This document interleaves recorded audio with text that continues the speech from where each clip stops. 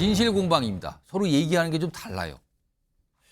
다른 걸 서로 얘기하는 건지 아니면 똑같은 건데 다르게 얘기하는 건지 모르겠습니다만 다릅니다. 일단 민주당에서 김경수 전 지사 복권과 관련된 얘기들을 꺼내놨는데요. 들어보겠습니다. 김경수 전 지사 문제는 저희가 직간접적인 여러 루트를 통해서 지속적으로 복권을 요청드렸던 바가 있습니다. 영수회담 때는 아니고 밝히기가 조금 부적절한데 하여튼 여러 가지 루트로 제가 요청을 드렸습니다. 대통령실에서 우리 민주당에서는 누구를 사면 복권하면 좋겠냐, 사람을 특정하지 않고 저한테 물어왔습니다. 마침 그때 이재명 대표께서 김경수 전 지사와 정경심 교수에 대해 사면 복권했으면 좋겠다라는 의견을 저한테 전달해 주셨고요. 다른 많은 분들의 의견을 종합을 해서 정경심 교수, 김경신 전 지사에 대해서 사면 복권을 대통령실에 전달을 했습니다. 민주당에서는 김경수 전 지사 복권해달라고 요청했다. 뭐 여러 경로 뭐 했다라는 거잖아요. 지금 얘기가 다 나왔어요 지금. 그런데요. 화면 좀 보겠습니다. 뭔가 좀 다릅니다.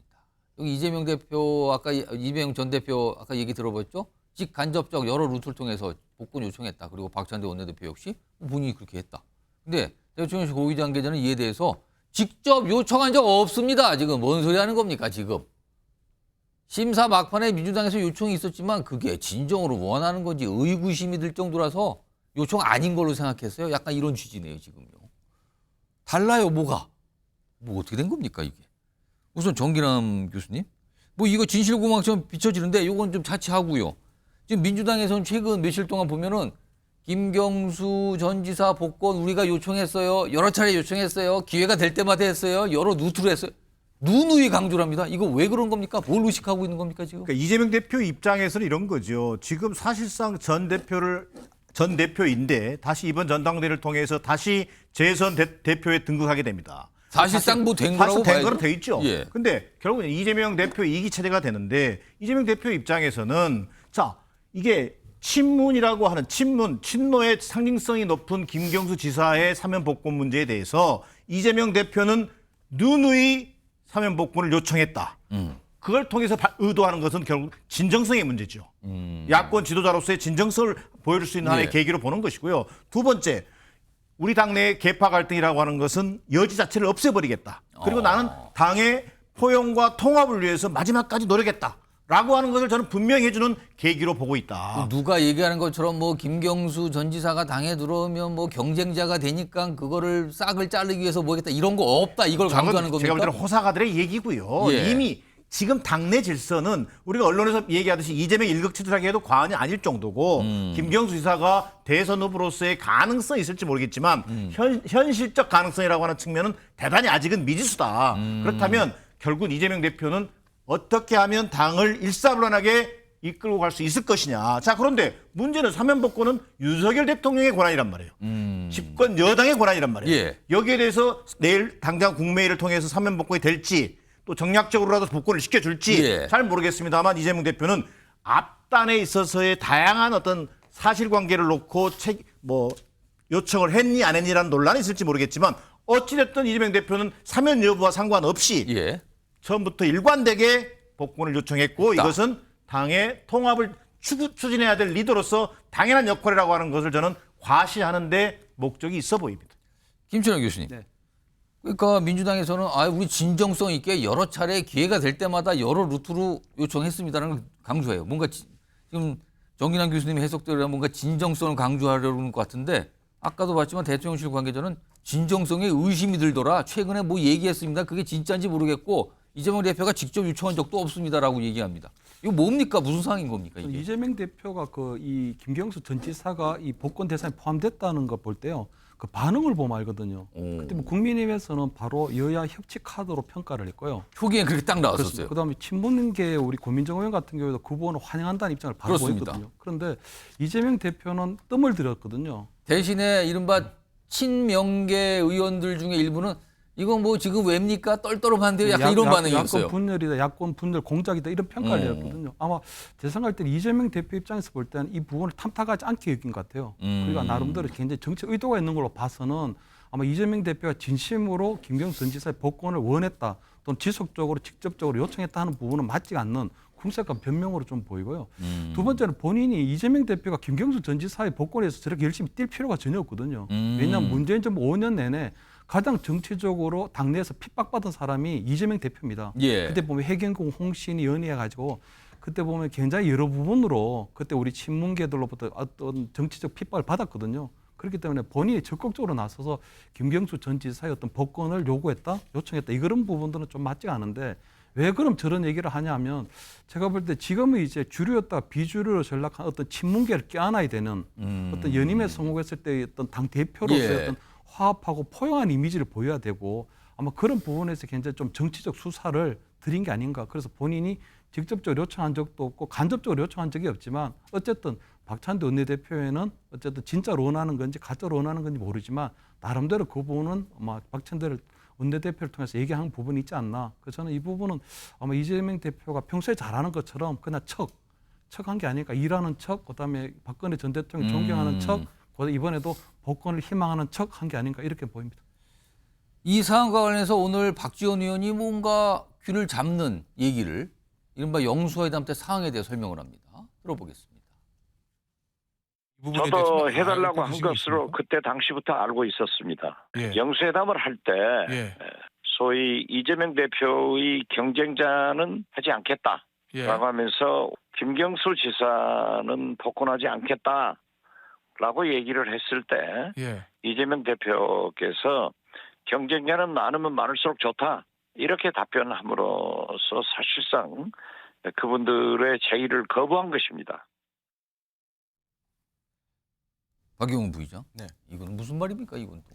일단 지난 영수회담 때 윤석열 대통령 측에서 이재명 대표의 대권을 위해서 이재명 대표와 경쟁할 수 있는 잠정적 경쟁자들을 어떤 복권하거나 아니면 기용한다는 것은 원희룡 전 장관을 이야기하는 것이겠고요. 이런 분들을 경쟁자로 키우지 않겠다. 이재명 대표의 대권 가도를 본인이 이렇게 앞으로 청소를 해주겠다. 그런 의도로 보이는데 저는 이재명 대표가 이 당시 상황에서 아니, 경쟁자는 많으면 많을수록 좋습니다라고 한 것이 진실이라고 생각되고요. 대통령실에서는 지금 민주당의 반응, 김경수 지사를 복권하는 것에 대해서 정말이냐 의구심이 든다라고 하는데 정말 저는 궁예 관심법이 떠오르는 거거든요. 왜냐하면 정말 민주당에서 이렇게 요청을 했는데 받아들이는 입장에서는 그게 정말이야? 라고 의심하는 것 자체가 우리 정치에 언제 이렇게 신뢰가 깨졌냐라는 생각이 먼저 들고요. 이 상황에서 대통령실의 비서실장과 정무비서관이 나섰어야 돼요. 이전부터 나서서 계속 협의하고 민주당의 의견을 듣고 했어야 되는데 민주당이 이제까지 직접 간접적으로 요청했다는 거 아닙니까? 이거는 정치의 실종으로밖에 볼 수 없고 상대를 이렇게 의심하고 좀 폄훼하고 의구심이 든다라고 표현할 수 있는 대통령실의 정무다? 저는 여기에 더 비판을 하고 싶어요. 지금요, 지금까지 이제 패널분들 말씀하신 거, 그다음에 목소리 내신 뭐 정치인들 얘기들 다 들어보면은 전제가 깔려 있는데 김경수 전 경남지사가 정치권에 다시 복귀해서 선거 등등 출마할 경우에는 엄청난 파괴력과 영향력을 가질 것이다. 민주당에서 뭔가 요동을 만들어낼 것이다. 뭐 이런 게 기본 전제로 깔려 있어요. 근데 정말 그럴까? 아주 근본적인 얘기를 좀 해보겠습니다. 지난 6월인가요? 잠깐 들어왔었죠? 근데 한 달 정도 지내고 다시 출국했는데 그때 당시에 김경수 전 지사의 얘기 좀 들어보겠습니다. 이번에 나가면 그 연말쯤엔 아마 귀국하게 되지 않을까 싶습니다. 어떤 계획이 있으실지요? 그건 귀국 이후에 말씀을 드려야 되지 않겠습니까? 지금 오히려 이제 나가는 마당에 다시 들어온 뒤에 뭘 할 거냐라는 말씀을 드리는 건 제가 그 말씀까지 드리는 건 좀 맞지 않는 것 같다라고 생각을 하고요. 오늘 민주당의 이제 비명계 의원들이 한 말이 오늘 보도를 통해 나오는데 김경수 전 지사가 뭐 예정대로 연말쯤에 뭐 11월이나 12월 그 연말쯤에 예정대로 들어올 거다. 빨리 들어온 일 없을 것 같다. 이런 얘기가 나왔는데요. 그런데요. 다음 보겠습니다. 한 친명계 의원의 얘기인데요. 김경수 전 지사의 정치적인 역량, 그러니까 지금까지 쭉 보였던 정치적 역량을 볼 때 친문계 구심 역할 가능성 할 거 이거 제로라, 제로. 되게 낮게 보는 거네요. 뭐 복권대에서 활동 한들 어쩔 겁니까? 약간 이런 반응인데요. 지금 보니까 제로다 가능성은. 이렇게 약간 낮게 보는 의견까지 지금 보도를 통해서 알려주고 있는데 여기서 패널 네 분께 앞에 OX 팻말 있잖아요. 질문 좀 드려보겠습니다. 지금 전제는 대단한 뭐 영향력과 파괴로 갈 것이다. 이런 게 전제로 막 논쟁이 벌어졌는데 그럼 근본적인 질문 드려보겠습니다. 김경수 전 지사가 정치활동을 재개했을 경우 이재명 전 대표의 민주당 1급 체제가 흔들릴 것이다 라고 보시면 O. 그런 일은 없을 것 같다. X입니다. 들어주세요. 모든 분이 다 X네요. 그러니까 뭘 한들 소용없다 이 뜻인데 제가 정혁진 변호사하고 정기남 교수님께 짧게 한 30초만 들어볼게요. 먼저 정혁진 변호사 어떤 이유에서 그러니까 뭐 해본들 소용없다 이렇게 보시는 거네요. 그러니까 지금 조금 전에 정치적 영향력 이런 이야기 나오지 않았습니까? 예. 그런데 쉽게 말하면 김경수 전 지사는요. 한마디로 규정하자면 비서예요. 노무현 전 대통령의 마지막 비서. 만약에 노무현 전 대통령이 그렇게 돌아가시지 않았으면 김경수 전 지사는 제가 봤을 때 지금도 봉화재단 사무국장 하고 있을 사람이에요. 사무국장. 그런데 무슨 정치력이 있다고 해가지고 제가 봤을 때 파괴력 없고요. 그렇기 때문에 김경수에 대한 복권은 명분도 없고 실리도 없는데 그걸 왜 하느냐. 예. 그러니까 보수층에서 이렇게 반발하는 거 아닌가 싶습니다. 정혁진 변호사는 계속 반대한다는 입장을 저렇게 반대라는 얘기를 안 하면서 반대한다는 입장을 내고 계세요. 지금요.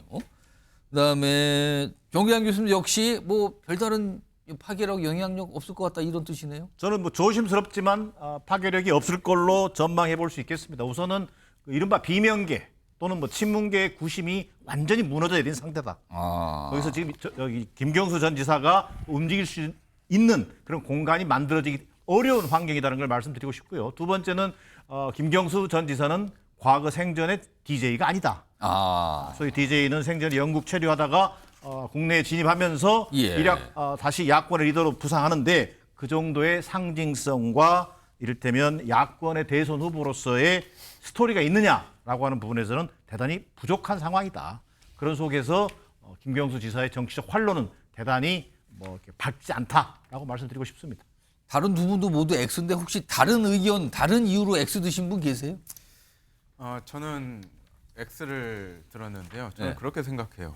이재명 대표의 지지율이 굉장히 높고 김경수 전 지사의 지지율이 굉장히 아직은 낮은데 김경수 전 지사가 대선에 나갈 수 있는 명분은 어떤 공간이 열리는 거거든요. 공간이라고 하면은 이재명 대표가 좀 어떻게 지지율이 낮아지거나 그럴 여지가 나올 때 김경수 전 지사가 출마할 것 같은데 그럴 가능성은 제가 볼 때는 제로고 만약에 뭐 앞으로 향후 재판에 따라 갈리겠지만은 김경수 전 지사가 본인의 의지에 따라서 대권에 적극적으로 나설 확률은 굉장히 낮고 지금 김경수 전 지사의 역할은 어떤 친문이나 친노의 그 지지자들을 통해서 민주당 화합을 만들고 더 외연을 확장하는 데 의의가 있다고 생각합니다. 김치환 교수님, 일각에서는 이재명 대표가 연말쯤에 유죄 1심 나오고 해넘겨서 만약에 확정된다면 정치적으로 치명상을 입게 된다. 그래서 김경수 전 지사를 보는 거 아니냐 이런 시각이 있는데 이건 어떻게 판단하세요? 일단 뭐 사법 리스크가 상당히 이재명 대표에게는 정치적 위기가 될 수도 있는데요. 저는 김경수 전 지사 같은 경우는 방금 우리 정혁진 변호사님 얘기하신 것처럼 상당히 정치적 거품이 껴 있다고 보거든요. 노무현 대통령의 어떤 비서관, 그다음에 문재인의 비서실장 이 외에는 사실 아무런 경력이 없거든요. 2년짜리 정도의 국회의원 그리고 2년짜리 정도의 경남지사 정도의 경력 가지고는 이재명 대표 체제에 도전하기에는 좀 약하다. 거기다가 지금 재판받는 2년, 실형사는 한 2년 동안 정치적 공백기가 너무 길었거든요. 그렇기 때문에 아마 연말쯤에 귀국하면 당장 어떤 이재명 대표의 어떤 위협을 주는 그런 세력이라기보다는 조국 대표가 지금 보면 이재명 대표의 이중대 역할을 잘하고 있거든요. 그렇기 때문에 아마 저는 아마 김경수 지사도 들어오게 되면 이재명 대표에 대한 위협 어떤 호시탐탐 기회를 노리기보다는 아마 이재명 대표를 음료로 양으로 돕는 야권의 파이를 키우는 그런 역할에 조금 천착하지 않을까 저는 그래 보입니다. 알겠습니다.